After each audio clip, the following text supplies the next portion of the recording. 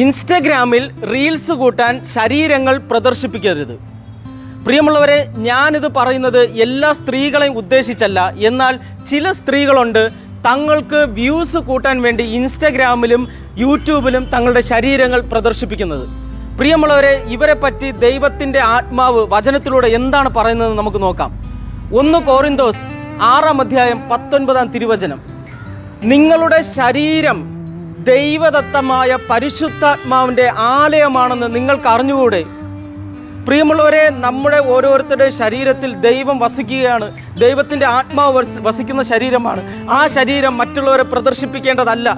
അതിനാൽ എന്നെ കേൾക്കുന്ന പ്രിയ സ്ത്രീകളെ, ഇത്തരത്തിലുള്ള വീഡിയോസ് ഇട്ട് വ്യൂസ് കൂട്ടാൻ മറ്റുള്ളവരെ പ്രകോപിപ്പിക്കുകയും മറ്റു പുരുഷന്മാരെ തെറ്റായ ചിന്തകൾ കൊണ്ടുവരാൻ ശ്രമിക്കുന്ന പ്രിയ സ്ത്രീകളെ, നിങ്ങളൊന്ന് സൂക്ഷിക്കുക. നിങ്ങളുടെ ശരീരത്തെ വിശുദ്ധമായി കാത്തു സൂക്ഷിക്കുക. ഇതൊരു വലിയ പാപമാണെന്ന് നിങ്ങൾ ഓർത്തിരിക്കുക.